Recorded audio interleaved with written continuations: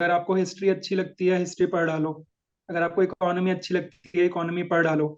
लेकिन भाई ये भी तो देखो कि यूपीएससी पूछेगा भी कि नहीं। यूपीएससी हिस्ट्री में कितने क्वेश्चन पूछेगा। अगर हाँ हमें पता है कि एओईओ एग्जाम में फ्रीडम स्ट्रगल बहुत इंपॉर्टेंट है। हमें पता है कि आएंगे मतलब 15 to 20 क्वेश्चंस फ्रीडम स्ट्रगल से आ जाएंगे। हमें पता है ये बात। ये ऑलमोस्ट पक्की बात है मतलब ऐसा नहीं है कि मैं प्रेडिक्ट कर रहा हूँ कुछ।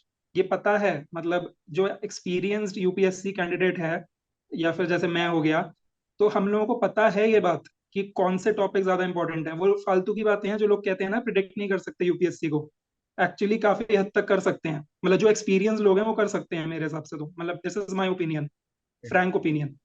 तो फ्रीडम स्ट्रगल हमें पता है कि यार बहुत इंपॉर्टेंट है यूयू एग्जाम के लिए तो करो ना उसको। प्रिपेयर करो उसको अच्छे से करो प्रिपेयर। क्यों नहीं कर रहे हो आप प्रिपेयर उसको।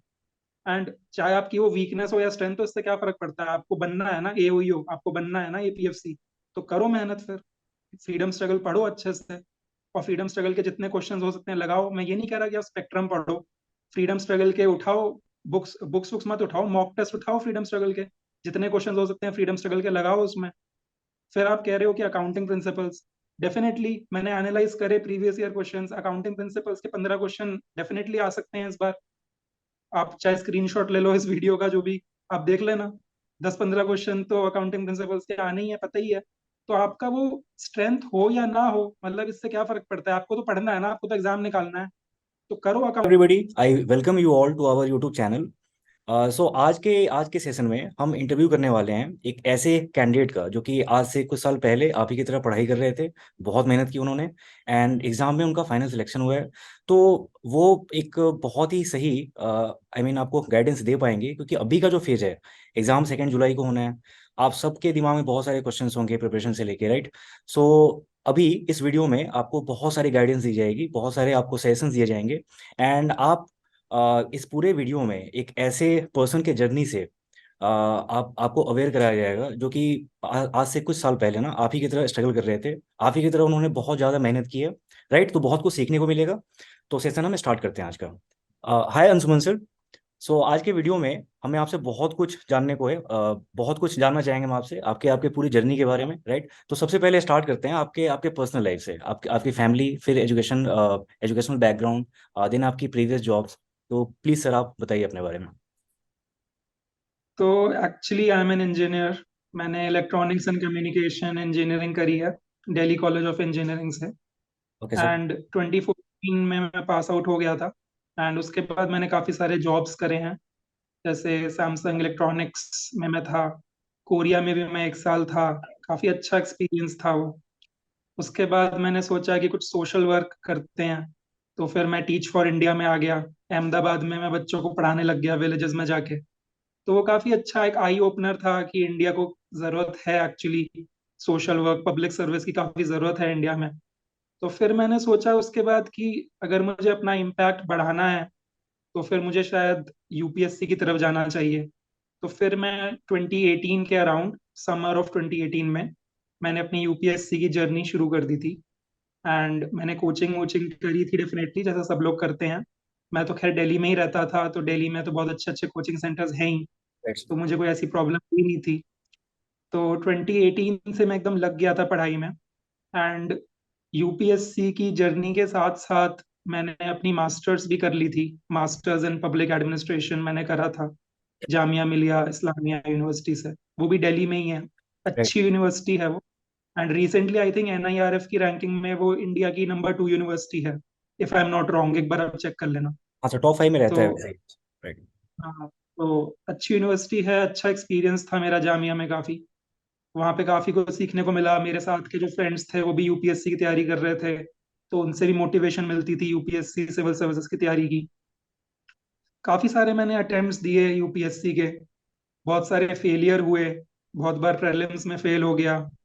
फिर कई बार प्रीलिम्स क्लियर हुआ तो फिर मेंस में रह गया। मैंने 2 बार यूपीएससी का मेंस दिया। दोनों बार मैं रह गया। अभी रिसेंटली जो मेंस का रिजल्ट आया था मेरे उसमें 713 मार्क्स बन रहे थे तो वो भी मैं रह गया। तो यही है मेरी जर्नी। तो यूपीएससी की अभी भी चल रही है। मैं अभी भी दे रहा हूँ एग्जाम। मैंने इस बार का भी यूपीएससी प्रीलिम्स दिया है। एंड साथ ही साथ मैंने यूपीएससी ईपीएफओ क्रैक कर लिया। यूपीएससी ईपीएफओ का एग्जाम आया था बीच में, तो वो मैंने क्रैक कर लिया।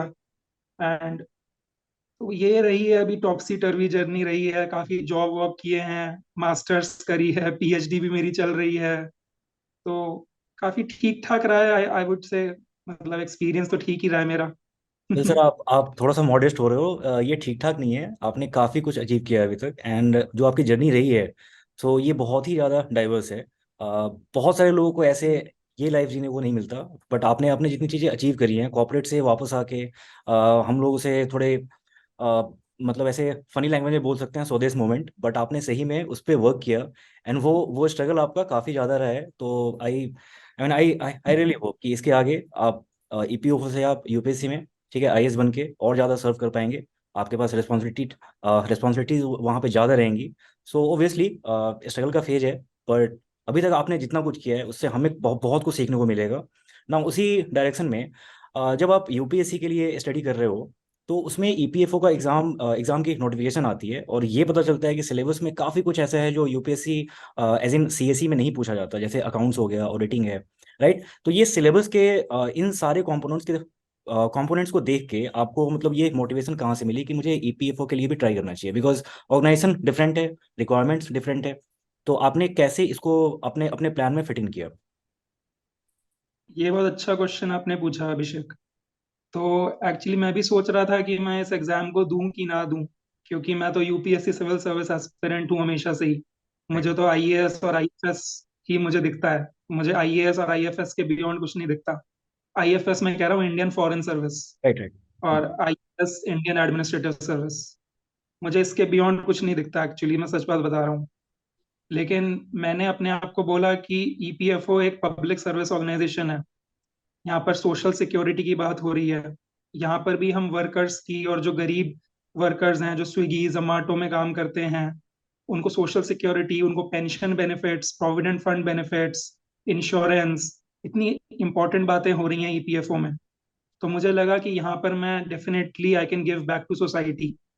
तो मेरा वहां से मोटिवेशन बना, क्योंकि वाई बहुत इंपॉर्टेंट होता है। Right, why why you want to join an organization. वरना पढ़ने का मन नहीं करता, बिल्कुल मन नहीं करता पढ़ने का। मैं क्यों पढ़ूंगा फालतू में अकाउंटिंग, में क्यों पढ़ूंगा मैं इंडस्ट्रियल रिलेशंस, लेबर लॉज क्यों पढ़ूंगा। राइट, मैंने तो पढ़ा ही नहीं था ये। तो मुझे अपने आप को मोटिवेट करना पड़ा कि हाँ, ईपीएफओ भी मिनिस्ट्री ऑफ लेबर में आती है, ये गवर्नमेंट ऑफ इंडिया में आती है। राइट, पर ये एक एक्चुअली में पब्लिक सर्विस है।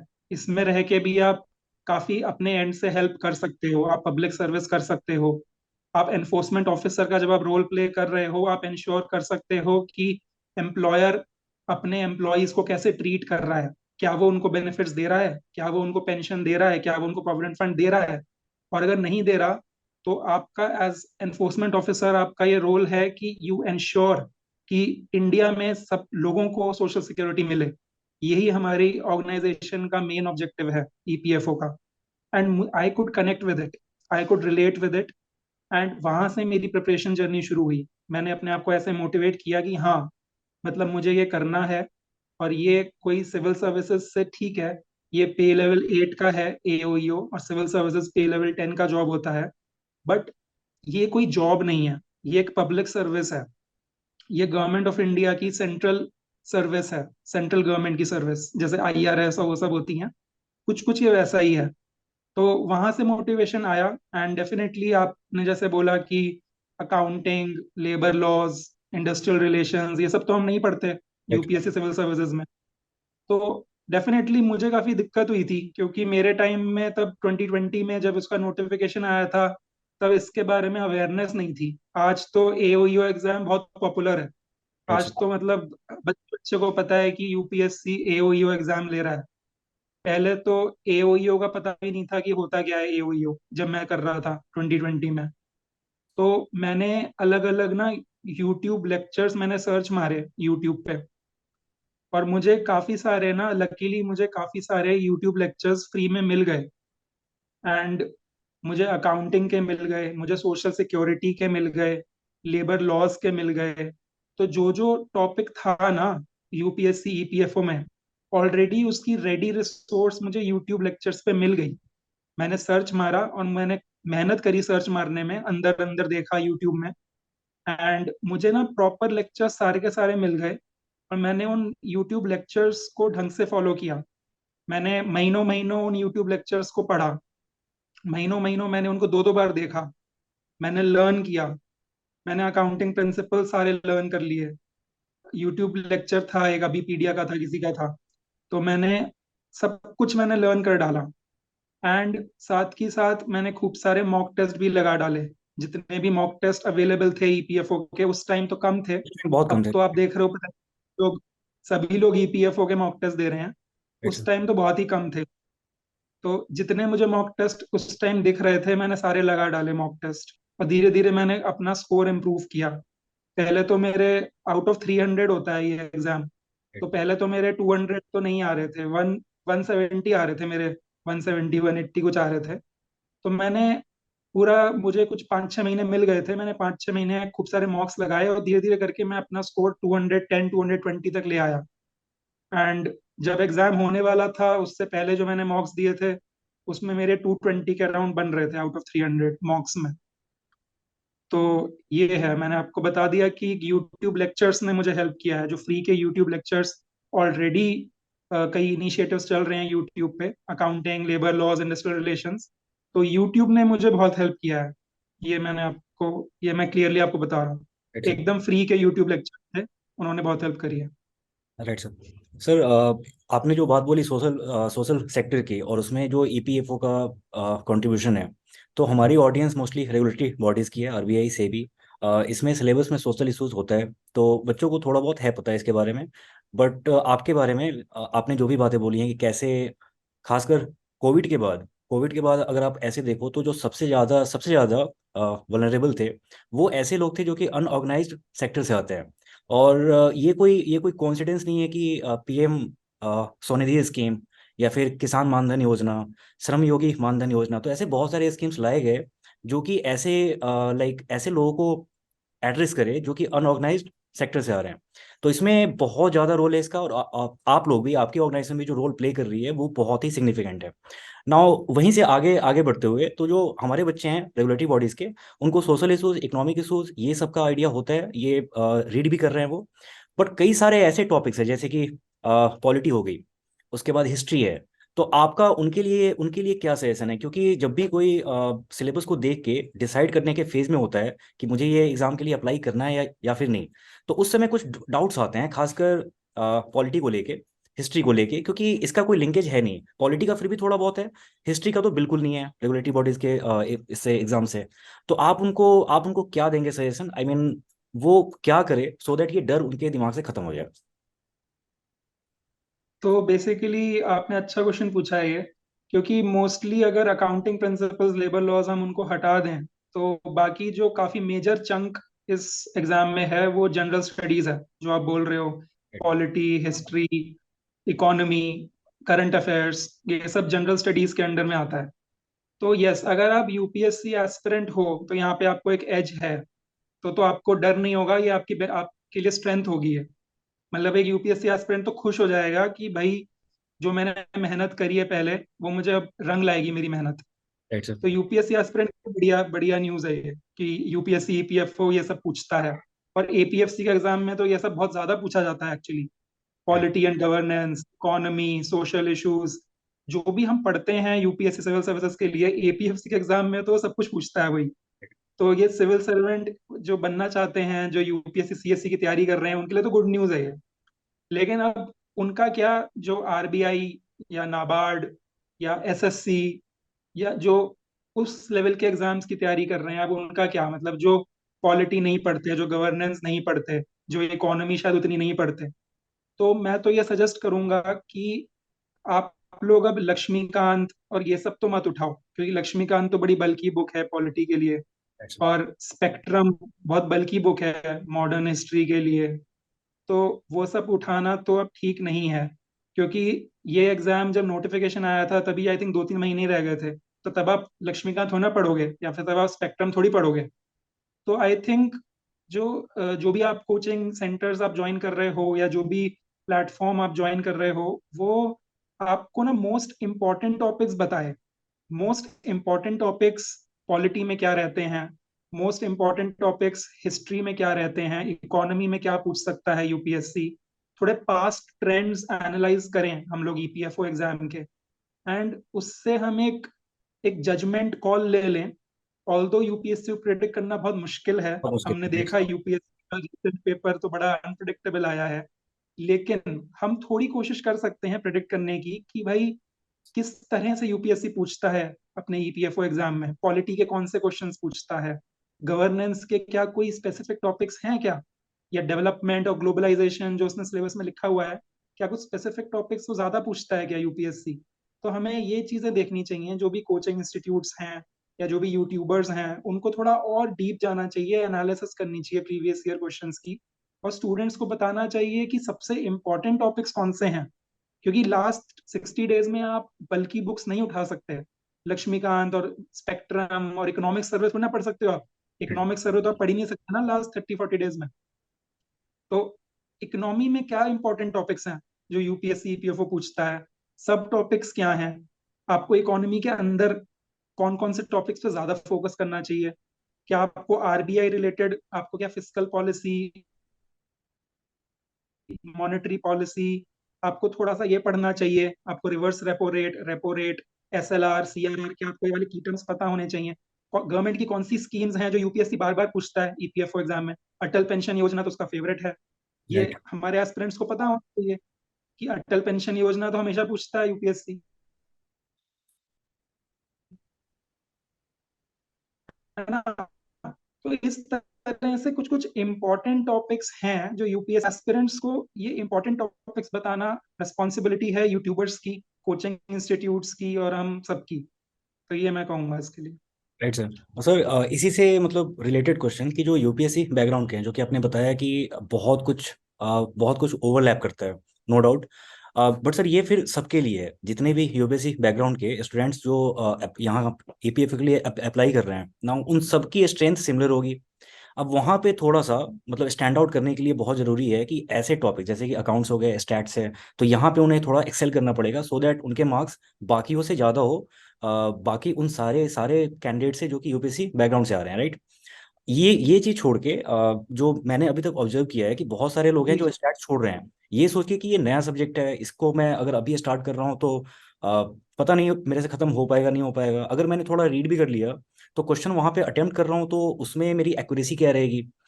यही डाउट फिर रेगुलेटरी बॉडीज एग्जाम्स जो भी दे रहे हैं उनका भी रहता है थोड़ा बहुत, कि ठीक है सोशल इशूज है तो वो मेरा हो जाएगा, इकोनॉमी है वो हो जाएगा, पॉलिटी के थोड़े बहुत टॉपिक्स रीड कर लेता हूँ, हिस्ट्री बहुत ही नया है मेरे लिए तो वो मैं ना करूँ। फिर क्योंकि सेबी का एग्जाम बहुतों ने दे रखा होता है, आरबीआई में भी इस साल से फिनांस के थोड़े से टॉपिक्स ऐड हुए हैं, राइट, तो अकाउंट्स का पोर्शन भी उनका थोड़ा बहुत हो जाएगा। बट मैं ये देख रहा हूँ कि अगर आप ऐसे बैकग्राउंड की बात करो, यूपीएससी हो चाहे रेगुलेटरी बॉडीज हो, जो उनका जो उनके लिए नई फील्ड है उसको वो छोड़ने की कोशिश करते हैं कि जो मेरी स्ट्रेंथ है मैं उसी को रिवाइज करूं बार बार, उसी पे एग्जाम में जाके अच्छे से स्कोर करूं सो दैट ओवरऑल ओवरऑल मेरा स्कोर ज्यादा है। तो ऐसे ऐसे मतलब कैंडिडेट्स के लिए क्या रहेगा सेशन आपका, क्या उनको ये नए एरियाज एक्सप्लोर करने चाहिए?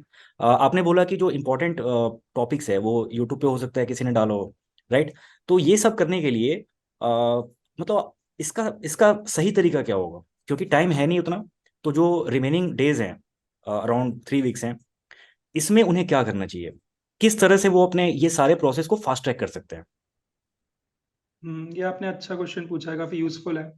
तो बेसिकली जैसे मैंने पहले बोला कि इम्पोर्टेंट टॉपिक्स तो आप मिस कर ही नहीं सकते। अच्छा। आप अपनी स्ट्रेंथ जाओ, ठीक है जाओ, अगर आपको हिस्ट्री अच्छी लगती है हिस्ट्री पढ़ डालो, अगर आपको इकोनॉमी अच्छी लगती है इकोनॉमी पढ़ डालो, लेकिन भाई ये भी तो देखो कि यूपीएससी पूछेगा भी कि नहीं, यूपीएससी हिस्ट्री में कितने क्वेश्चन पूछेगा।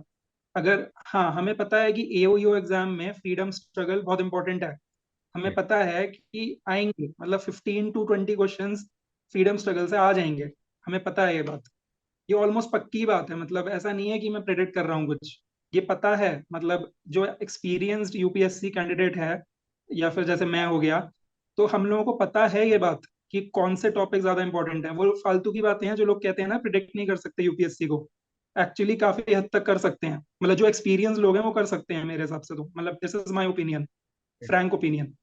तो फ्रीडम स्ट्रगल हमें पता है कि यार बहुत इंपॉर्टेंट है एओयू एग्जाम के लिए, तो करो ना उसको, प्रिपेयर करो उसको, अच्छे से करो प्रिपेयर। क्यों नहीं कर रहे हो आप प्रिपेयर उसको? एंड चाहे आपकी वो वीकनेस हो या स्ट्रेंथ हो, इससे क्या फर्क पड़ता है? आपको बनना है ना एओयू, आपको बनना है ना एपीएफसी, तो करो मेहनत फिर। फ्रीडम स्ट्रगल पढ़ो अच्छे से, और फ्रीडम स्ट्रगल के जितने क्वेश्चंस हो सकते हैं लगाओ। मैं ये नहीं कह रहा कि आप स्पेक्ट्रम पढ़ो, फ्रीडम स्ट्रगल के उठाओ, बुक्स बुक्स बुक्स मत उठाओ, मॉक टेस्ट उठाओ फ्रीडम स्ट्रगल के, जितने क्वेश्चंस हो सकते हैं फ्रीडम स्ट्रगल के लगाओ उसमें। फिर आप कह रहे हो कि अकाउंटिंग प्रिंसिपल्स, डेफिनेटली मैंने एनालाइज करे previous year questions, accounting principles के 15 क्वेश्चन डेफिनेटली आ सकते हैं इस बार। आप चाहे स्क्रीनशॉट ले लो इस वीडियो का जो भी, आप देख लेना, 10-15 क्वेश्चन तो अकाउंटिंग प्रिंसिपल्स के आने ही है, पता ही है।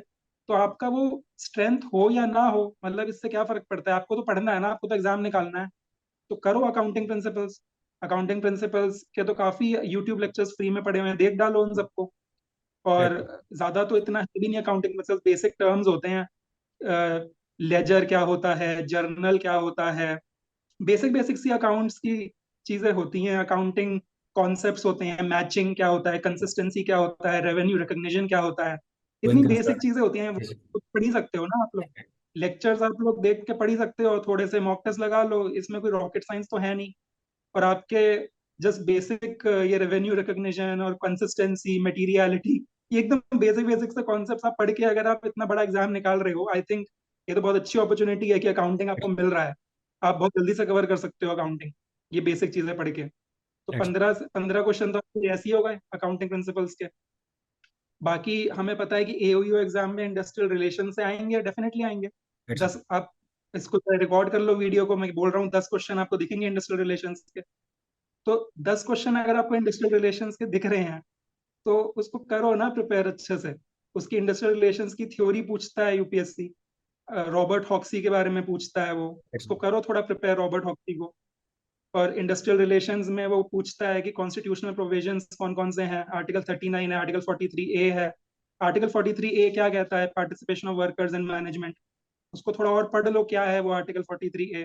सेवेंथ शेड्यूल देख लो, सेवेंथ शेड्यूल में यूनियन लिस्ट, स्टेट लिस्ट और कॉन्करेंट लिस्ट में लेबर से रिलेटेड क्या क्या दे रखा है, ये देख लो कि रेगुलेशन ऑफ लेबर जो है कौन से लिस्ट में आता है, यूनियन लिस्ट में आता है वो। कई बार स्टूडेंट्स इसी में गलती कर देते हैं कि रेगुलेशन ऑफ लेबर तो शायद स्टेट लिस्ट में आएगा, क्यों आएगा स्टेट लिस्ट में? आपने पढ़ा ही नहीं ढंग से। तो मैं वही कह रहा हूँ कि आप ढंग से प्रिपेयर करो, देखो कि मोस्ट इंपॉर्टेंट टॉपिक्स क्या हैं एओयू एग्जाम के लिए और एपीएफसी एग्जाम के लिए, एंड उस पर थोड़ा बेसिक देख लो और लेक्चर्स देखो और मॉक टेस्ट खूब सारे लगाओ। ये मेरी एडवाइस रहेगी। सर आपका आपके आपकी बात को कंटिन्यू करते हुए मैं बच्चों को बताना चाहूँगा जो हमारा अभी इंटरव्यू देख रहे हैं। आपको हमने बताया पहले कि ईपीएफओ का रोल कितना, मतलब कितना कितना ज़्यादा रोल है सोशल सेक्टर में, राइट? तो आप किसी ऐसे एग्ज़ाम को टारगेट कर रहे हो जिसकी रिस्पॉन्सिबिलिटी, आई मीन सेलेक्ट होने के बाद जब आप वहाँ पे जब आपकी पोस्टिंग होगी, आपको जो काम दिया जाना है वो बहुत इंपॉर्टेंट है देश के लिए। ओके, तो अगर अगर आप सिलेबस देख के डर रहे हो या फिर ये बोल रहे हो कि मैं ये छोड़ ही दूंगा, तो शायद वो एटीट्यूड सही नहीं है। वही बात सर ने बताने की कोशिश की है कि अगर आप डिसाइड कर चुके हो कि आपको आपको इसकी प्रिपरेशन करनी है, तो फिर वो होल हार्टेड प्रिपरेशन होनी चाहिए। ये सोच के नहीं कि हाँ ठीक है मैं अपने स्ट्रेंथ के टॉपिक्स को पढ़ूंगा बाकी छोड़ दूंगा। इससे होगा ये कि बाकी लोग आपसे आगे निकल जाएंगे क्योंकि मेहनत कर रहे हैं बच्चे। अगर आप नहीं कर रहे तो वो आपकी गलती है। ठीक है। ओके। सर इसमें आपने मॉक्स का मेंशन किया कि मॉक्स लगाने चाहिए और वहां से देखना चाहिए कि जो टॉपिक हमने रीड किया है तो उसमें हमारी एक्यूरेसी क्या है, उसमें हमारा लाइक कमांड कितना है उसमें। क्योंकि अगर हम रिकॉल नहीं कर पा रहे हैं, अगर हम फैक्ट्स को रिकॉल नहीं कर पा रहे हैं, मतलब ये कि हमने उसको अच्छे से रीड नहीं किया शायद, और रिवीजन की वहाँ पे जरूरत पड़ेगी बहुत। तो मॉक्स के लिए आपके आपके क्या सजेशन है, किस तरह से मॉक्स को अटेम्प्ट करना चाहिए और उसकी एनालिसिस के टाइम में? क्योंकि मुझे ऐसा लगता है कि मॉक्स अटेम्प्ट करने से भी बहुत ज़्यादा जरूरी है कि उसको अच्छे से एनालाइज किया जाए, राइट? तो इसके बारे में आपका आपका क्या सजेशन है? आप मतलब कैसे चाहोगे कि बच्चे मॉक्स दे, और एनालिसिस पे किस तरीके से उनका उनका अप्रोच होना चाहिए ताकि ताकि उनको मैक्सिमम बेनिफिट मिले? हाँ, ये आपने अच्छा क्वेश्चन पूछा है। मॉक्स तो देखो देने ही चाहिए, लेकिन मॉक्स देना एक चीज है और एनालाइज करना दूसरी चीज है, जो जनरली बच्चे भूल जाते हैं। तो एनालाइज करने की इम्पोर्टेंस बहुत ज्यादा होती है मॉक्स को। अगर आपके कोई क्वेश्चंस गलत हो रहे हैं, तो आपको अपने आप से क्वेश्चन पूछना है कि ये मेरा गलत क्यों हुआ है। क्या फैक्चुअली मुझे ये पता नहीं था इसलिए गलत हुआ है, या मेरी कोई सिली मिस्टेक हो गई थी मार्क करते समय इसलिए गलत हुआ है? ये दो रीजन हो सकते हैं मेन, कि या तो आपको पता ही नहीं था उसका एग्जाम, मतलब उसका कुछ आपको आइडिया ही नहीं था, आपने पहले पढ़ा ही नहीं था इसलिए आपका गलत हो गया। या फिर एक हो सकता है कि आपको आता था वो, लेकिन आपने कोई सिली मिस्टेक कर दी। तो आपको एनालिसिस में यही देखना है कि अगर आपको वो नहीं आता था, तो फिर अब आपके लिए ये लर्निंग है। अब आप उसको लर्न कर लो। जो आपको अभी तक नहीं आता था, अब आपको आता है वो। सो बी हैप्पी अबाउट इट, कि भाई ठीक है अब तो आ गया मुझे वो। और अगर हाँ आपकी सिली मिस्टेक हुई थी, तो आपको फ्यूचर में वो नहीं करनी। तो अब अपने जहन में वो चीज़ ले आओ कि अब ये वाली सिली मिस्टेक मैं एग्जाम में तो नहीं करूंगा नेक्स्ट टाइम। तो ये चीज़ है। तो एनालिसिस में आपको ये दोनों चीज़ें देखनी है। एंड साथ में एनालिसिस आपको ये भी करनी है कि आपके, अगर आपने 120 क्वेश्चंस अटेम्प्ट करे हैं एओयू एग्जाम में, तो 120 में से टोटल मेरे करेक्ट कितने हुए हैं और कितने इनकरेक्ट हुए हैं, और मेरे तो टोटल अटेम्प्ट्स कितने थे। जैसे अगर 120 क्वेश्चंस थे मॉक टेस्ट में, तो मैंने अगर अटेम्प्ट मान लो 110 करे हैं, तो 110 में से सही कितने हुए, मतलब मेरी एक्यूरेसी कितनी है। तो अपनी एक्यूरेसी भी देखनी है एनालिसिस के टाइम पे। एक्यूरेसी कितनी जा रही है अभी। अगर मैंने आज एक मॉक टेस्ट दिया और मेरी एक्यूरेसी 70% आ रही है, तो ये अच्छी एक्यूरेसी है फॉर अ बिगिनर। बट धीरे धीरे करके हमें ये बढ़ानी है। हमें और मॉक्स देने हैं जिससे कि 70% से फिर 72%, 75%, और हमें टच करना है अराउंड 80%। एओयू एग्जाम में अराउंड 80% एक्यूरेसी हमें टच करनी है। तभी अराउंड हमारे 200 के अराउंड मार्क्स आएंगे, 200 आउट ऑफ 300। तो ये सब चीजें बहुत इंपॉर्टेंट रहेंगी एनालिसिस के टाइम पे। आपको एनालाइज करना होगा कि मेरे कितने इनकरेक्ट हो रहे हैं, इनकरेक्ट क्यों हो रहे हैं, फिर कितने करेक्ट हो रहे हैं, और क्या मेरे करेक्ट क्वेश्चंस बढ़ रहे हैं as I am giving my mocks. जैसे मैं देते जा रहा हूँ मॉक्स, क्या मेरे बढ़ते जा रहे हैं। अगर नहीं बढ़ रहे हैं तो मेरी स्ट्रैटेजी में कुछ गड़बड़ है। अगर मेरी एक्यूरेसी नहीं बढ़ रही है तो कुछ ना कुछ गड़बड़ है, तो मुझे कुछ ना कुछ फीडबैक लेके कुछ मुझे चेंज तो करना पड़ेगा अपनी स्ट्रैटेजी में। क्योंकि अब लास्ट 3 वीक्स हैं, तो डेफिनेटली अब बच्चों का स्कोर बढ़ना चाहिए, एक्यूरेसी अब बढ़नी चाहिए। एंड धीरे धीरे करके they should hit 200, 200 out of 300 around उनके बनने चाहिए अब। वैसे तो यूपीएससी कुछ भी हो सकता है, यूपीएससी के पेपर में हो सकता है डिफिकल्टी लेवल बहुत ही ज्यादा हो, तो कट ऑफ जो है 200 ना जाए। बट मैं प्रीवियस ईयर के हिसाब से बता सकता हूँ कि 200 जाती है। 200 आउट ऑफ 300 के अराउंड आपको स्कोर करना होता है सेफ स्कोर के लिए।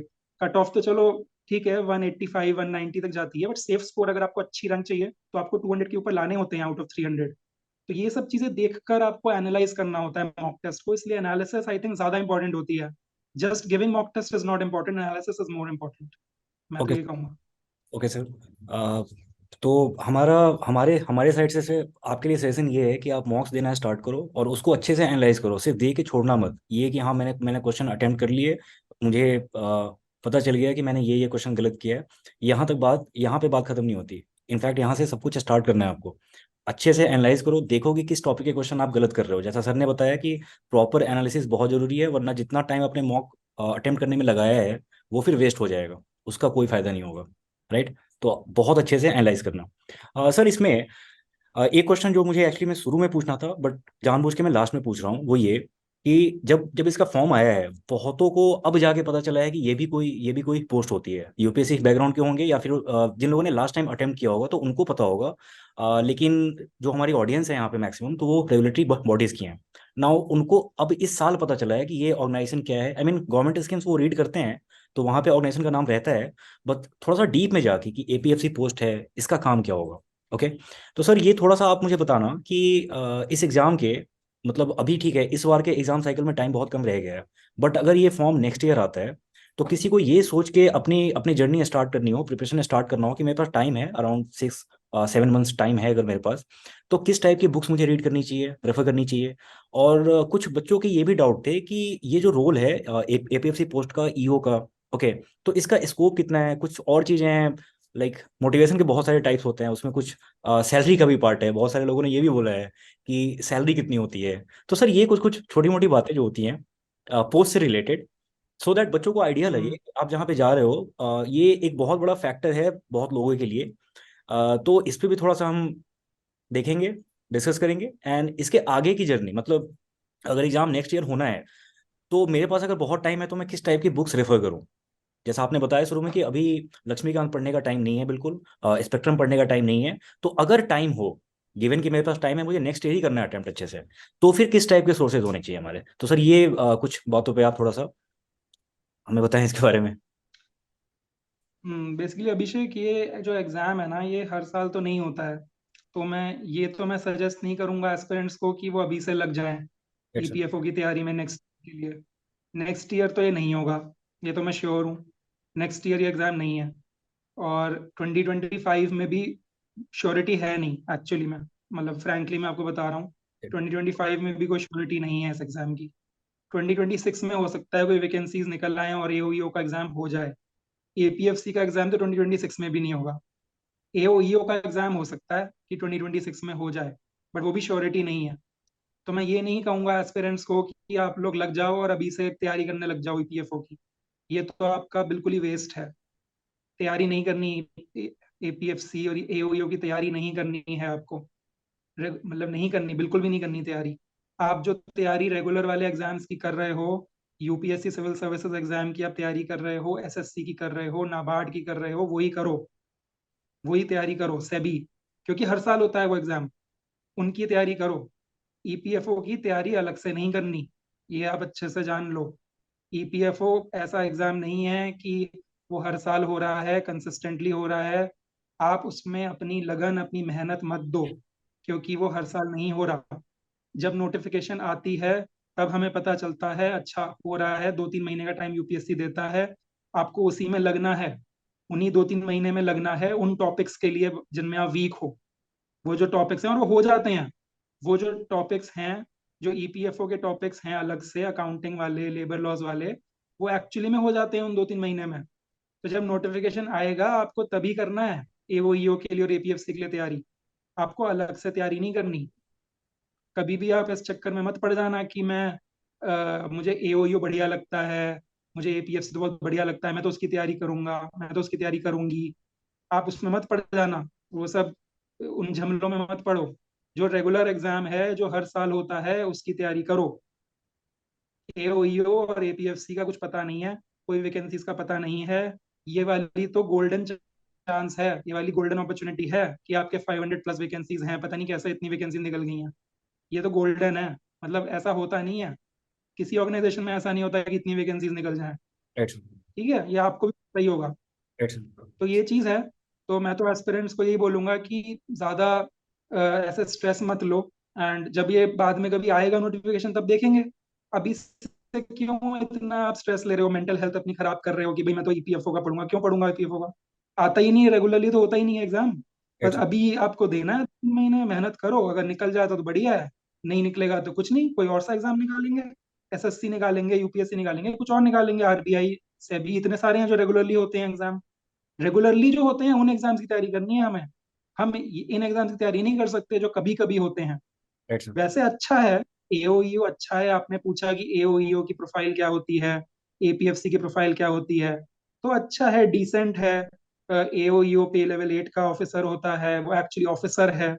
और जो एपीएफसी होता है वो ग्रुप ए का ऑफिसर होता है, क्लास 1 ऑफिसर, वो पे लेवल 10 में आता है। तो डेफिनेटली दोनों ही अच्छी पोस्ट हैं।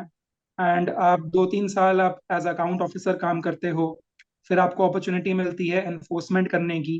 फिर आप स्टैब्लिशमेंट्स विजिट करते हो, प्राइवेट सेक्टर में, पब्लिक सेक्टर में, आप अलग अलग स्टैब्लिशमेंट्स में जाते हो। आप इंस्पेक्शन करते हो। कई बार स्टूडेंट्स को अच्छा लगता है रेड, रेड वाला शब्द अच्छा लगता है ना स्टूडेंट्स को, तो आप रेड मारते हो आप। तो आपको पावर फील होती है। एनफोर्समेंट ऑफिसर के पास पावर होती है, रियल पावर्स होती हैं। तो आपको मोटिवेशन वहां से लेनी चाहिए कि हाँ भाई एनफोर्समेंट का आप काम कर रहे हो। जो इनकम टैक्स ऑफिसर होता है वो पे लेवल 8 का होता है, उसके लेवल का होता है एनफोर्समेंट ऑफिसर। आप में से कुछ स्टूडेंट्स को पता होगा स्टेशन हाउस ऑफिसर होता है ना, एक एसएचओ। Right sir. एसएचओ की गाड़ी घूमती रहती है, आपने शायद देखा भी होगा। राइट तो सर। कई बार लोग पावरफुल पावरफुल पोजीशन होती है ना एसएचओ, तो एसएचओ का जो लेवल है वही होता है एनफोर्समेंट ऑफिसर का लेवल। तो आप उससे मोटिवेशन ले सकते हो कि हाँ मतलब अच्छी पावरफुल पोजीशन है। एंड अगर आप एपीएफसी बन जाते हो तो काफ़ी पीसफुल जॉब है, क्योंकि उसमें आप अपने केबिन में आराम से बैठे हो। एंड एनफोर्समेंट ऑफिसर के साथ मिलके आप एनफोर्समेंट और रिकवरी, विजिलेंस, सारे ऑपरेशंस कर रहे हो। तो वो भी अच्छी है, एपीएफसी बहुत अच्छी जॉब है। तो आप मोटिवेशन ले सकते हो। एओयू और एपीएफसी बहुत अच्छी जॉब्स हैं, बहुत अच्छी सर्विसेज हैं, पब्लिक सर्विस करने की अपॉर्चुनिटी मिलती है, अच्छी खासी गवर्नमेंट ऑफ इंडिया की पर्क्स मिलती हैं, सारे बेनिफिट्स मिलते हैं। मेडिकल कार्ड मिलता है, मेडिकल अलाउंस मिलता है, सब कुछ मिलता है, ट्रैवल अलाउंस मिलता है, क्वार्टर भी मिल जाते हैं। तो मतलब इकोनॉमिकली तो कोई दिक्कत है नहीं, सैलरी बहुत अच्छी है। और मतलब कोई भी आई थिंक कोई दिक्कत तो है नहीं इसमें। गवर्नमेंट ऑफ इंडिया की सेंट्रल सर्विस है ये, एओईओ एंड एपीएससी सेंट्रल सर्विस में आती है गवर्नमेंट ऑफ इंडिया की। तो कोई भी दिक्कत नहीं है, बढ़िया जॉब है। लेकिन ये हर साल नहीं होती, ठीक है? तो आपको रेगुलरली आप प्रिपेयर नहीं कर सकते इसके लिए, यही है। सर इसके इसके सैलरी का आइडिया आप दे सकते हैं अगर अगर पॉसिबल हो तो, क्योंकि काफी सारे बच्चे हैं जिन्होंने एग्जैक्ट ये पूछा है कि इसमें इसमें सैलरी कितनी होती है, पे बैंड देख के हमें समझ में नहीं आ रहा। आप वो बताओ, एग्जैक्ट बताओ या फिर रेंज अच्छा, बताओ कि कितना कितना मिल रहा है। नहीं वो तो चलो एग्जैक्ट भी बता सकता हूँ आपको। बट क्योंकि गवर्नमेंट ऑफ इंडिया में ना सैलरी चेंज होती रहती है, डीए डीए बढ़ता रहता है ना राइट। इन्फ्लेशन के हिसाब से। तो मैं आपको आज के डेट की सैलरी बता सकता हूँ इसमें। तो आप ये वीडियो बाद में कुछ लोग देखेंगे तब तक सैलरी बढ़ चुकी होगी, ठीक ओके। है? तो मैं ओके। आज की बता देता हूँ। तो अराउंड एओईओ की सैलरी अराउंड 80,000 पर मंथ है। सब कट कटा के बता रहा हूँ मैं ये, मतलब सब कट गया है इसमें से। जो पेंशन वेंशन एनपीएस में जो जाता है ना कंट्रीब्यूशन, राइट सर। एनपीएस वो सब आप मिला दो तो 1 लाख के ऊपर है एओईओ की सैलरी। ओके। लेकिन अगर सब हटा दो तो अराउंड 80,000 बनती है जो मेरे अकाउंट में आती है। Okay sir. एंड आप अगर एपीएफसी की बात करो, मुझे उसका भी आइडिया है। तो एपीएफसी की कट कटा के 1 लाख के ऊपर आती है बैंक अकाउंट में आपके सैलरी, ओके सर। एपीएफसी की। ओके। बाकी पेंशन वेंशन वो सब तो एनपीएस में तो जाता ही है। Right sir. तो सब अगर आप मिला दो तो अच्छी खासी सैलरी है, कोई आपको इकोनॉमिकली तो कोई दिक्कत होगी नहीं इसमें। ओके। जो हमारे बच्चे देख रहे हैं उनको बहुत अच्छे से पता है कि मोटिवेशन के दो टाइप होते हैं, एक होता है इंट्रिंसिक, दूसरा होता है एक्सट्रिंसिक। सर ने आपको दोनों बता दिए। आपको सर ने ये बता दिया कि रोल क्या है, कंट्री के डेवलपमेंट में क्या रोल है ईपीएफओ का। ठीक है, तो वो आपका आई मीन ऐसे रीजन्स हैं जो कि खुद आपको फील करना है।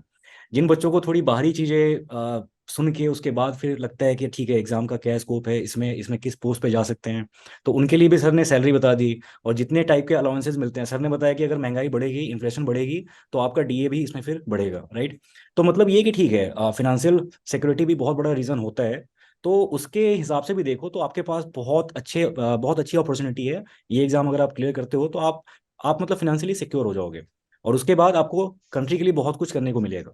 ठीक है, सर ने सारी बातें बहुत डिटेल में बताई हैं। तो आई होप कि आप समझ रहे होगे। और उसी हिसाब से जितने भी दिन बचे हैं उसमें अपना पूरा एफर्ट लगा दो।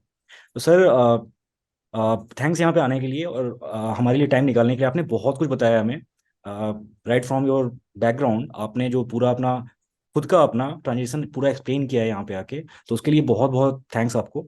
एंड मुझे पूरी उम्मीद है कि बच्चे आपसे इंस्पायर होंगे। और जिस तरह से आपने कॉर्पोरेट फील्ड छोड़ के और उसके बाद आपकी आपकी स्ट्रगल की फेज शुरू हुई, आपकी जो भी पढ़ाई है आपने जितने अच्छे से किया था उसका आपको यहाँ पे फ्रूट भी मिला है। बट वी रियली होप कि आप यूपीएससी सीएससी में नेक्स्ट ईयर, और इस बार अभी रिजल्ट नहीं आया है शायद इसका इसका प्रीलिम्स का, तो वहाँ पे भी आप सिलेक्ट हों। एंड बहुत जल्दी हम आपको एज एन आईएएस देखें। ठीक है, हम सब लोगों की तरफ से। ठीक है, हम विश कर रहे हैं कि आप जल्दी ही आईएएस बने। Thank you so much. Thank you for having me here Abhishek. बहुत अच्छा लगा आप सबसे बात करके। And thank you for your kind wishes. मैं भी चाहता हूँ कि मैं बनूं आईएएस। देखते हैं, ओनली टाइम विल टेल। मेहनत तो करनी है और कोशिश करने वालों की कभी हार नहीं होती। तो सर तो मैं इसमें बिलीव बिल्कुल। करता हूँ। बिल्कुल सर। एंड सो इस नोट पे all the very best to all the aspirants जो भी ईपीएफओ लिख रहे हैं। अपना 100% दीजिए, कोई स्ट्रेस लेने की बात नहीं है। गवर्नमेंट एग्जाम्स और ये सब बहुत सारे आते रहते हैं। आप लोग मेहनत करते रहिए, कोशिश करने वालों की कभी हार नहीं होती। All the very best to you. Jai Hind. Thank you sir, जय हिंद। जय हिंद।